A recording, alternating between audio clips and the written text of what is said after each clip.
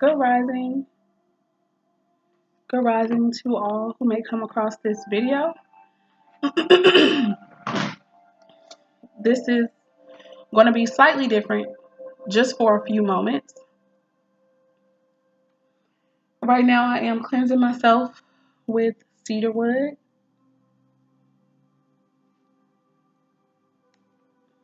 Speaking in abundance over myself and all who come across these beautiful readings that'll be coming through today.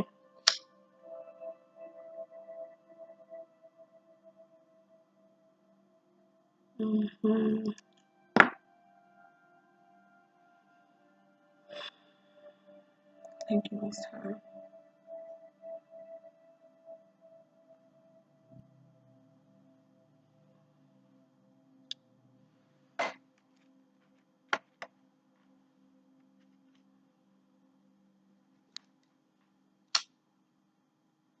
And now I am also burning or lighting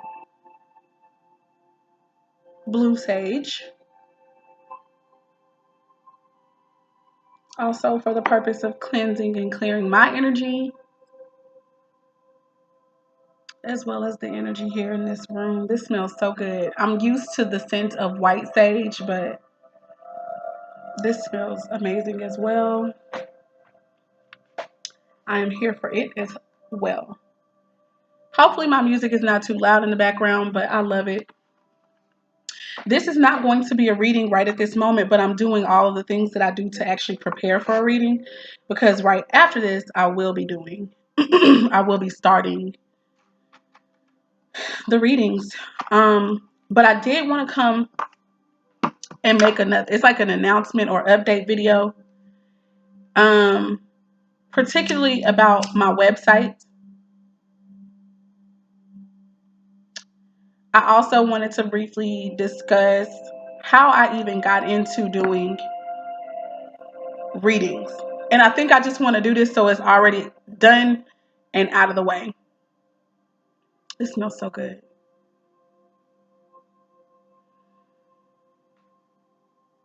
Yeah, this smells good. Okay.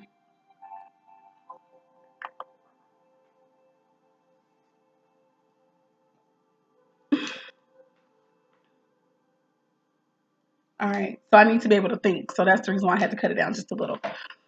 I think the first part that I want to kind of start off with really quick is pretty much how I got into tarot or reading it myself. I'll just put it like that. First, I'd like to say that I've always been a very spiritual person. I am a preacher's daughter. I grew up in the church, actually.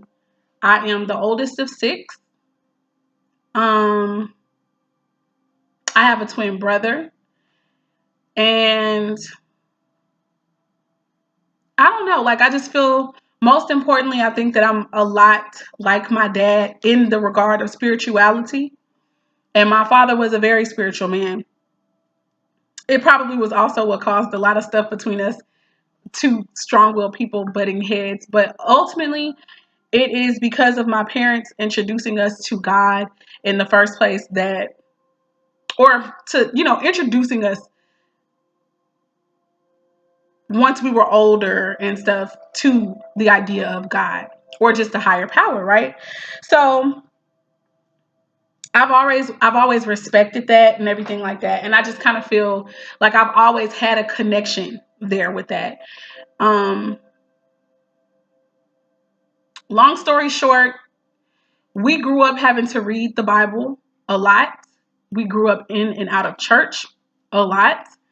A great majority of our time was spent in church. If it wasn't, we weren't in school, we were at church.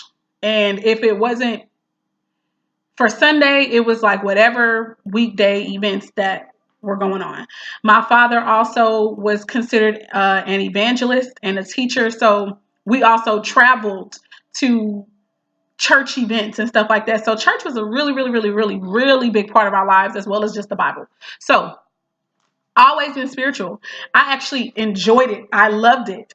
Even more importantly, I feel like I learned how to go and study the Bible like to study it because of some of the heavier discussions that I used to have or want to have with my parents or my dad particularly.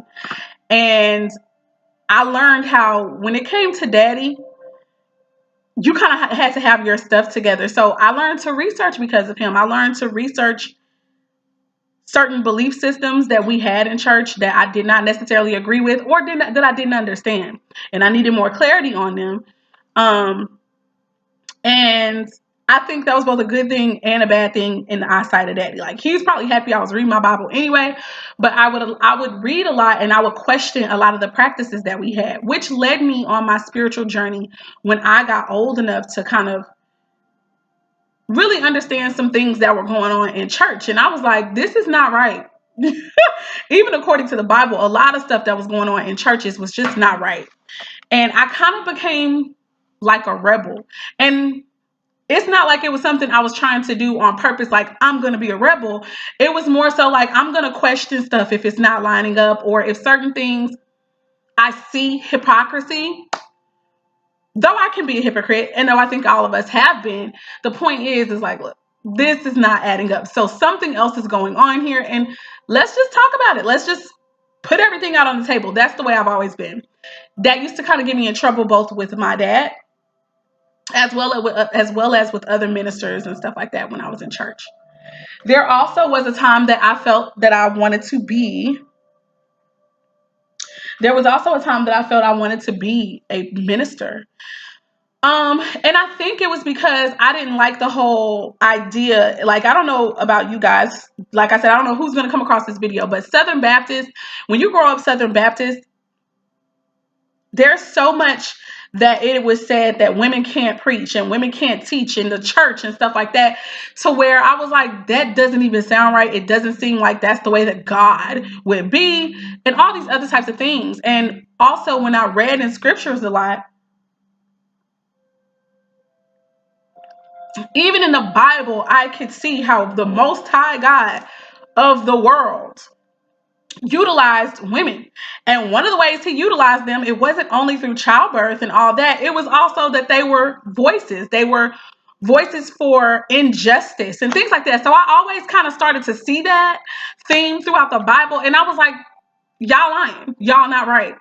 And I think I challenged that to the point to where I remember like feeling like I had to tell my daddy, I feel like I'm being called to the ministry or called to preach and stuff like that. And I remember him having like a sense of joy and being proud that somebody, I think, was being serious about it and also kind of following in his footsteps. And I honestly think that being the oldest out of six, I kind of feel like I feel that is what I was doing. Like, I wanted to walk in my own father's footsteps, but I also knew that it could be a problem, because women don't preach, you know what I'm saying? And I was like, but daddy, that don't sound right. That's not right. So anyway, even fast forwarding, I did preach my first sermon. I was always talking, so I wasn't ashamed to speak or anything like that. I always could get a message out of darn near anything. And that's just the truth, because everything is really spiritual. But not to get sidetracked, I would oftentimes teach the Sunday school lessons, or I would at least assist with that. Or even if I wasn't teaching nothing in church, like if I got something out of the word or out of the message or out of whatever I read or what I felt, I wasn't ashamed to stand up and say that. You know what I'm saying? So much so to where people kind of made fun of me about it. Like, oh, here comes Sister Jude or Missionary Ivy. That's what people used to call me that. And even when I was in college and in school, people used to really crack on me because I've just always been about the Most High. And I'm still like that. Now, getting to tarot. When we grow up in these churches, they teach you that things like this is witchcraft. Even you meditating is considered witchcraft. Even you trying to tap into yourself and the God that's within you is witchcraft in the church. But I didn't believe that. I don't agree with that, because I have always, and I do mean always, had my very own relationship with the Most High. Like, I just always have. I always talk to myself. Even when I was reading the word, like, that's how I got a lot of the word, that voice that's in my head when I'm reading. Like, y'all not finna tell me I'm the devil, and you not finna tell me that God doesn't deal with me, because let's face it, a lot of the things that I've learned, it didn't come from the preachers at church. Okay, I used to study on my own time, buddy. So the Lord was talking to me. Somebody was talking to me. So with that being said, some people could look at this as if it was rebellion or something like that, but I just didn't believe that. I felt that the Most High could use us. I also had almost an immediate attraction to the horoscopes, or the so-called horoscope, right? And I remember that I was like, this can't be all as evil as we are taught that it is. I did agree that there's some ways that it can be misused, misrepresented, but I was like, this can't be wrong. There's so much truth and accuracy in this stuff that it can't be all wrong. There's got to be something that's right about it. And I remember just researching and studying and just talking to the Father, like, Most High, look, I need you to show me some stuff. Show me the truth about a lot of these different things. And I'll never forget learning about Job, reading in the book of Job about something called the Maseroth. And when I went to go and reread, like, okay, because that's in Hebrew, so I'm like, what in the heck is this? When I Googled the Maseroth, because I didn't even find out what the word Maseroth really meant in Hebrew for a while. But I went and saw that word, and I Googled that word. And so many other people had already began researching that and kind of putting the zodiac and scripture together. And I started reading a couple people's takes on it, and somebody's that most resonated with my heart and my spirit was that they said that it's considered the heavenly tables or the heavenly tablet. And I was like, bingo, this is true. And so that was just kind of like the beginning of my fascination, I guess, with figuring out how so-called occult knowledge, which occult only means supposedly hidden, stuff like that, that's not just known. That's what occult means. But basically, a lot of people equivocate occult to satanic. So even though that's not the truth, or it doesn't have to be the truth, that is where my fascination really started. I did stay away from tarot, but I stayed away not because I just knew there was something innately evil. I stayed away because that's what I was taught to do. And I was like, oh no. Like, people be having levels to how much outside of the boxness that they will do. I had my levels. My levels was pretty much zodiac because I could see how that was totally accurate. Because it was how it played out in people's interactions from day to day with one another. So that's kind of where I hung for many years. I didn't even really speak up a lot about it other than I'm going to look into this stuff because I feel like there's some truth to it. I didn't walk around saying like, yeah, I'm this whatever. Y'all excuse me, this is a wig, so it's new for me. Actually, it's not. It's an old one. But the point is, I don't wear it all the time, so you got to primp and prime. Anyway, neither here nor there. I'm sorry. I always hate when people do that, even in their videos. I'll be like, you cute, so stop messing with your hair. So let me stop. But yeah, guys, so this was how I kind of got into so-called occult information. And I just always like to research everything. I'm not that one anymore who just listens to what people say, because people be lying and people be scary. So they go based off of what they're either afraid of or what they've been told. So it's not like people all the time go research things for themselves. Boom, boom, boom.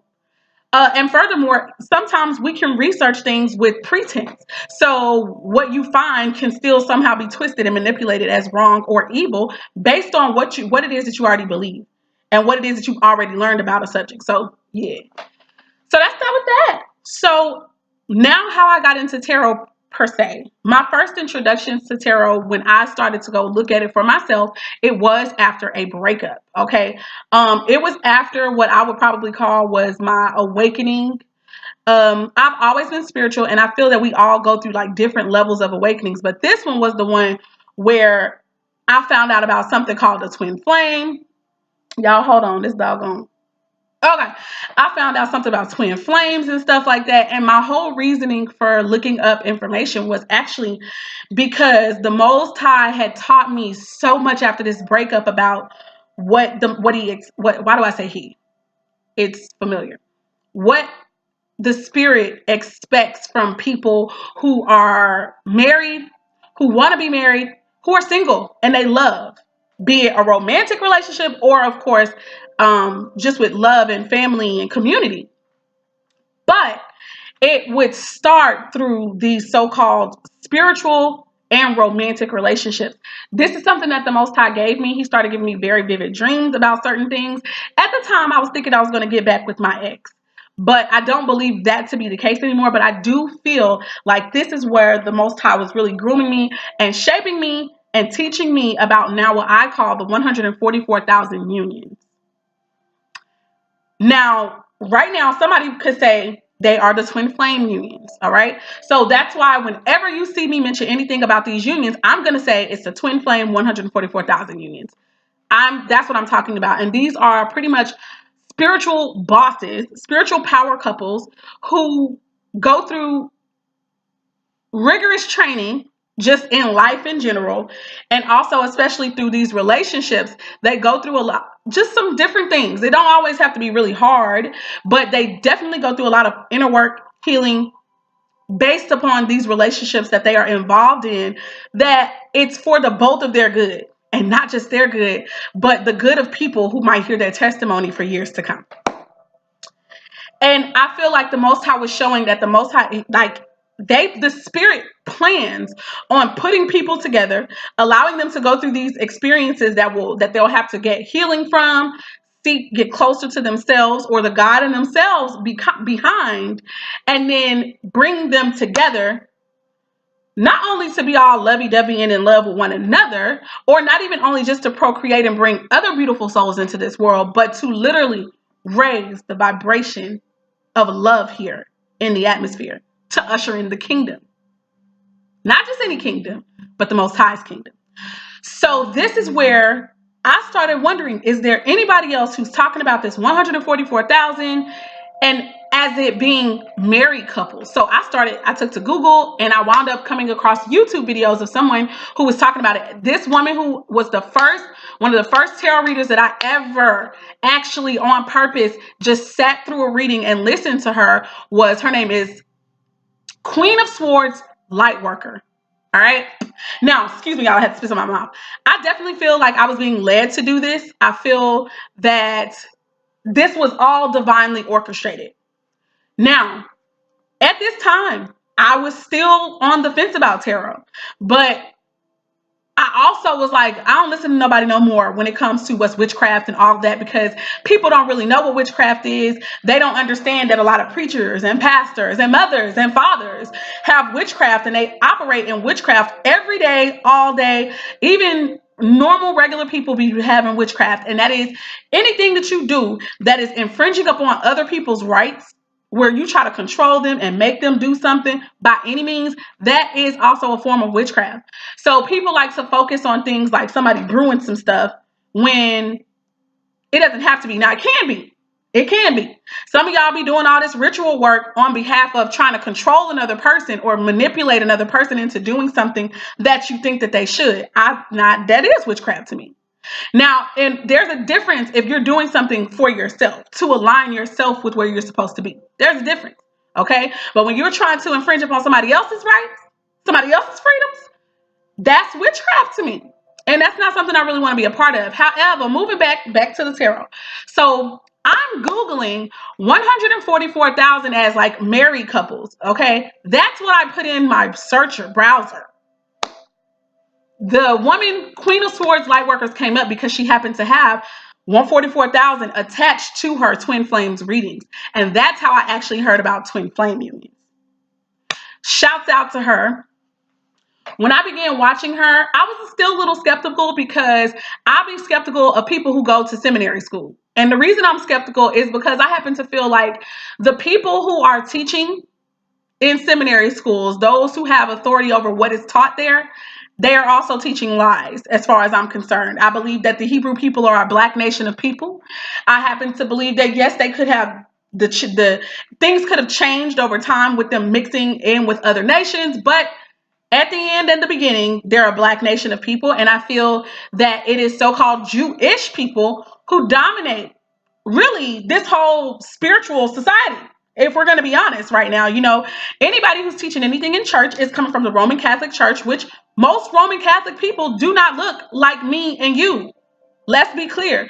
So this is not a racist thing, but it is about race. Okay? Because the Bible dealt with racism and things like that too. But that's for another day.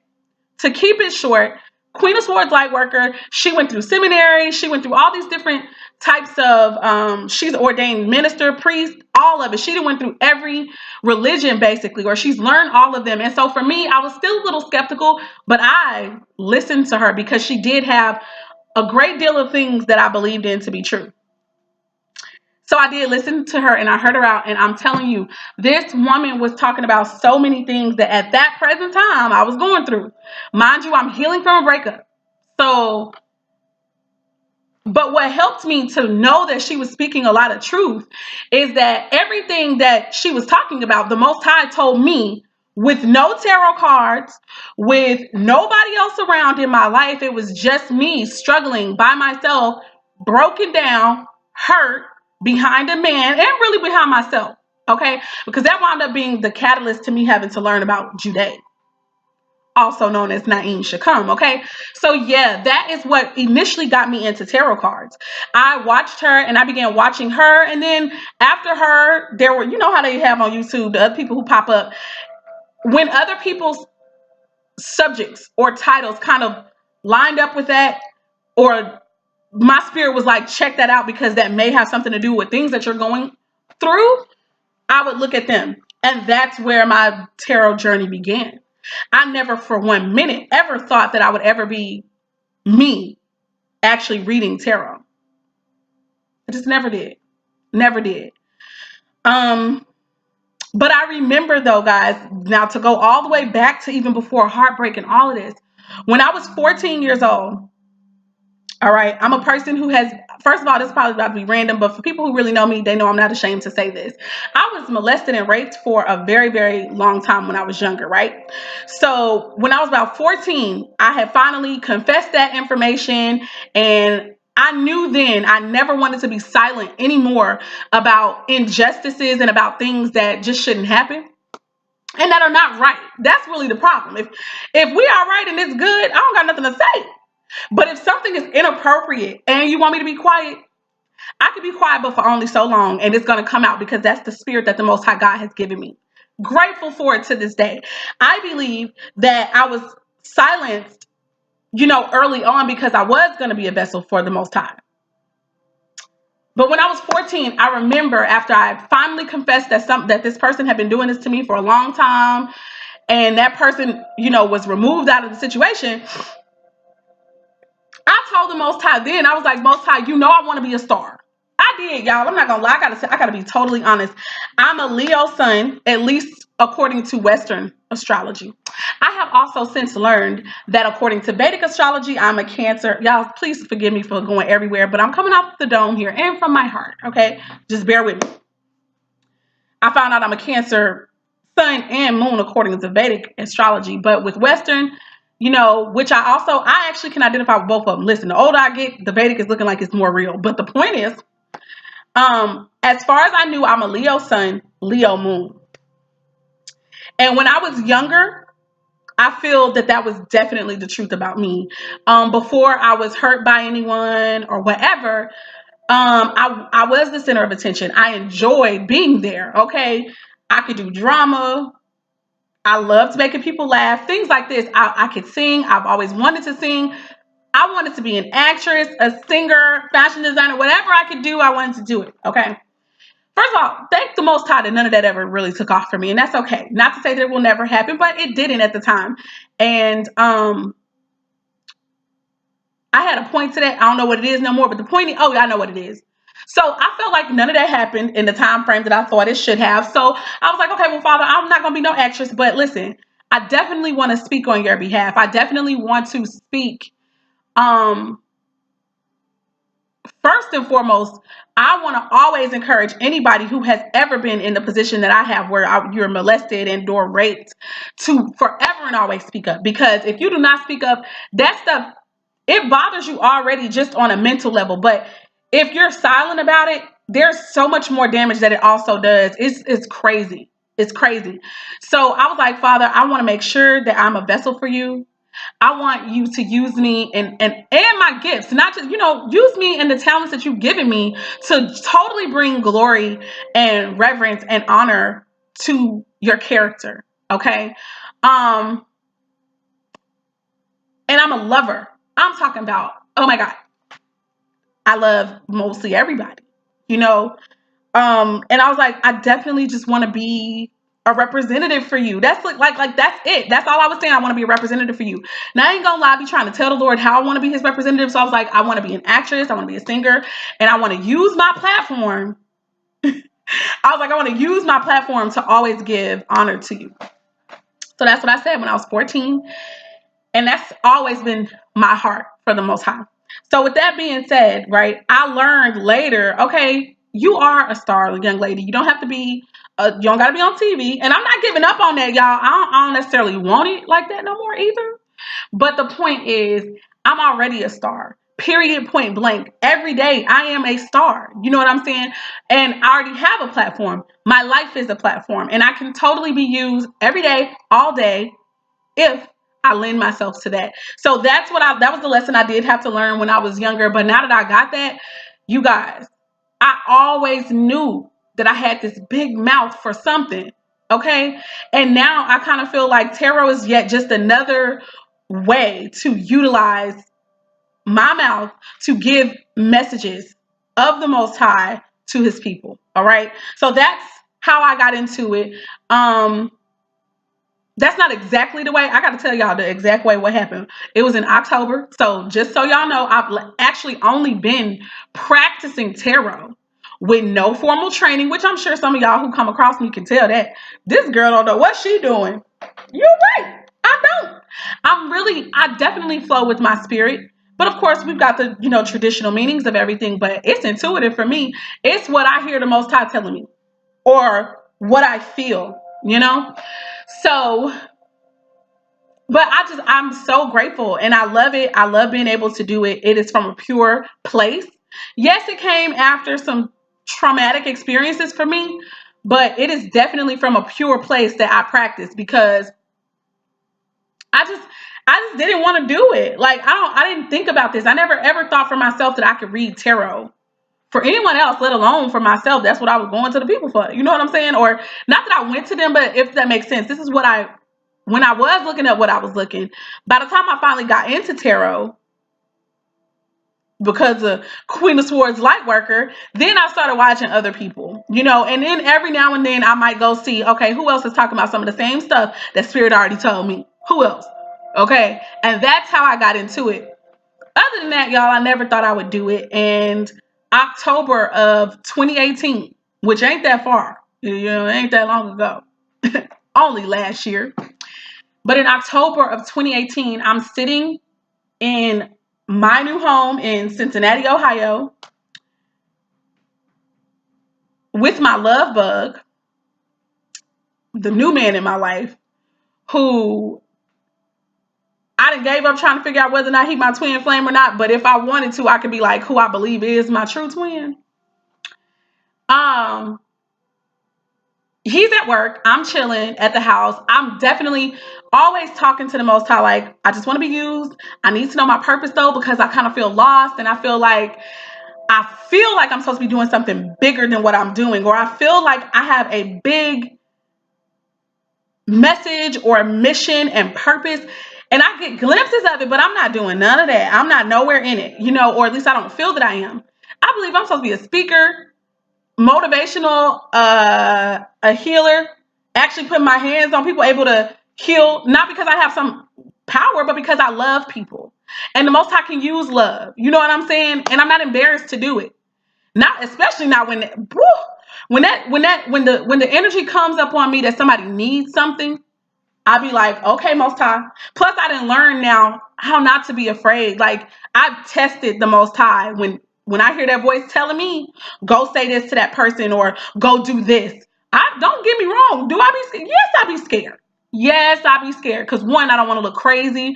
Two, you never know how nobody will react to you. You know what I'm saying? In this crazy world, somebody can pull out a gun on you. Somebody could be ready to fight you. So you just never know, but I'm like, look, I don't got no problems. I just love you. And I want to do what the Most High told me to do for you. And I also have this fear of being wrong.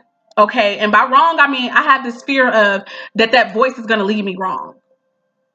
But y'all, I have tested it and I have tried it. And each time that I got a certain feeling that came across me and the Spirit told me to either say something or do something, and I tried it and did it, it was accurate every time. And the people are looking at me like, how did you know? And I'm like, no, what you don't know is I really didn't know. I wasn't sure. But I love the way the Spirit does that. And it's always so rewarding and gratifying. So I do believe that this is a part of my life purpose. I just have no idea how it's going to come about. But this is one small thing that I do believe I can do now, which is tarot. Now listen, October, I want to say it was the 12th of October, y'all. October 12th. Now it's crazy because I don't remember the day I supposedly got saved in church. And no offense to anybody who still believes in that, but I don't. I believe that most of us who are here, we already have a journey. Now, maybe maybe everybody doesn't have that plight. I believe I've always known I've had a mission here. I didn't know exactly what it was. I've been having to spend my lifetime. Things get unlocked as I'm living, but I believe there is something that I am here to do. And I've been begging, like, Most High, please help me, let me know. But long story short, you guys, October 12th, this is the reason I brought that up about being saved. I don't remember the date that I was saved. I don't remember no date that I was baptized. And I was baptized 3 or 4 different times trying to make sure. Okay. And I don't remember the day. But the day that I was told to go and buy some tarot cards, I remember that day. I remember that day. And that's really strange to me, but whatever. October 12th, I literally heard an audible voice tell me in my head, like when I'm reading stuff, go pick up a deck. So like a robot, I turned to the Google because I'm an online shopper. My husband, he is too. So I was just going to try to order them from offline, but it was like, nah, you need this right now. Not only do you need this right now, you want to go fill it out. You need to fill it out. I ain't have to go ask nobody how you pick out no deck. None of that. It's like the Spirit totally led me to do it. So when I found it, I had to look up a place though that sold it. And I did because I'm new to the area that I'm in. I live in Cincinnati now. This is not Cincinnati. I'm in Houston. But the point is, I was new to the Cincinnati area. So I had no idea where to even start to look for this stuff. Googled the place, found the place. The Most High was like, that's the place. I'm like, okay. And when I say the Most High, I'm still talking about me. Because when you hear voices in your head, it ain't no voice that don't sound like you. Just putting that out there. So the Spirit told me, go buy it. So I went in there. I didn't know what to really look for, you guys. But then there was this one deck. The whole box just spoke to my spirit like Earth Warrior. I call myself a spiritual warrior now because I know that's what I am. Know it for sure. It's in my bloodline. Okay, it's my bloodline. But anyway, so this deck, Earth Warriors, stood out to me. But then I go read it because I'm like, maybe, I read up a little bit, Rider Waite. I heard about all this stuff, but none of that made no sense to me. I don't know nothing about none of this. But when I read the back of what the Earth Warrior deck was talking about, that sounded like me and where I was, especially at that time. So that was my first deck. I ain't get no Smith Rider Waite deck or nothing like that. Nothing against it. But that's not what I was led to. My spirit actually led me to get the Earth Warrior deck first. And that's where I began doing my readings. And I practiced on myself. Baby, that thing was so accurate. It to scare the mess out of me how accurate it was. I was shaking in there and just like Most High. Okay, I feel you. And so that was how my tarot journey began. That is the end of the story for me. I don't want to hold you guys any longer. Been talking for 30-some minutes because I'm a talker and I can. But that's how that began for me. Now, just to move on to a brief announcement about how my website works. Okay, so I got to be totally honest with you guys. I did my website on Wix, right? And I did not have the funds to go ahead and do it where people can pay me on my site. So the way that you have to do it is you book on the site. That's actually all you do. Now you can you can get extended readings from me, but the way that you make any payment to me is actually directly through Cash App. Okay. I felt the need to say this. I'm going to make a separate video so nobody don't make it through this 30 minutes and don't get that.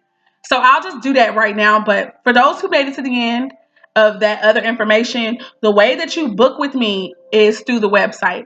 I get an email and it lets me know that you set up a time or a day. But other than that, there's no way to actually pay me from the site, which is the reason why I think it'll say pay in person. But you're really not, the only way that's going to be done is by Cash App. All right. So that's that with that. Shalom. Thank you if you made it all the way through to this portion of the video. Please do not hesitate to speak to me. I'm such a weird person that I get really excited inside when somebody whom I don't really know, like personally like that, says something to me. I just really get happy about that. So you don't have to worry about me acting brand new or nothing. I'm really the same way that I am right now. I'm probably going to be like, I might even be even more excited on the inside. I'm going to be like, oh, Claudia, somebody actually said something to me. That's my sister. But yeah, don't hesitate to speak, please, guys. I mean that.